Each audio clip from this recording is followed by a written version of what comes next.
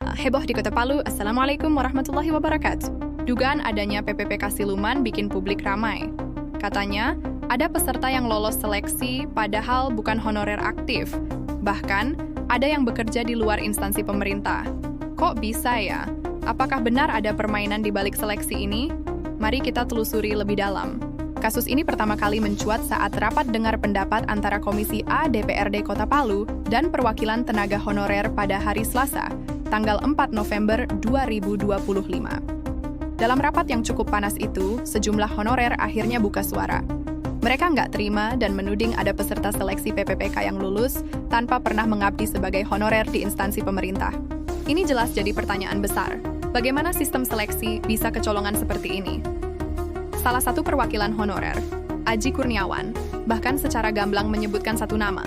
Dia bilang, Restu Gian lulus di Dinas Pendidikan. Padahal, ini bapaknya yang kerja, dia cuma ikut ujian dan lulus. Emang boleh begitu? Pernyataan ini sontak membuat suasana rapat semakin tegang. Pertanyaan yang sama pun menggema di benak banyak orang, emang boleh ya segampang itu? Mendengar laporan ini, DPRD Kota Palu nggak tinggal diam. Komisi A langsung bergerak cepat dan meminta Inspektorat serta Badan Kepegawaian dan Pengembangan Sumber Daya Manusia Daerah atau BKPSDMD Kota Palu untuk memeriksa ulang seluruh data peserta yang lolos. Pemerintah Kota Palu pun berjanji akan menindak tegas jika nantinya terbukti ada manipulasi data atau penggunaan surat keputusan fiktif dalam proses seleksi ini.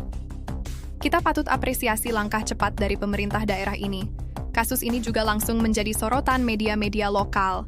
Media seperti True Story, ID, Global Sulteng, dan Radar Palu melaporkan temuan yang lebih mengejutkan lagi. Menurut laporan mereka, ada peserta PPPK yang terdeteksi bekerja di luar instansi pemerintah.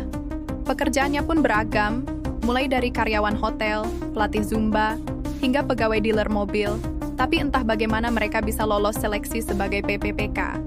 Ini menambah daftar panjang kejanggalan yang harus segera diusut tuntas.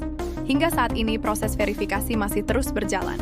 DPRD bahkan memberikan saran agar proses verifikasi data ini dilakukan secara terbuka dan transparan, kalau perlu melibatkan pihak eksternal yang independen. Tujuannya cuma satu, untuk memastikan keabsahan setiap peserta yang lolos dan menjaga integritas proses seleksi. Jadi, apakah benar ada praktik PPPK siluman yang merugikan para honorer sejati di Kota Palu?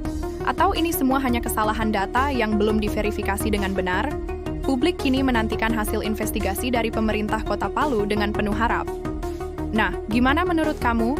Apakah ini benar-benar ada praktik orang dalam atau cuma salah paham? Tulis pendapatmu di kolom komentar ya! Jangan lupa subscribe channel ini biar kamu nggak ketinggalan update terbaru dari kasus ini. Terima kasih sudah menonton, wassalam.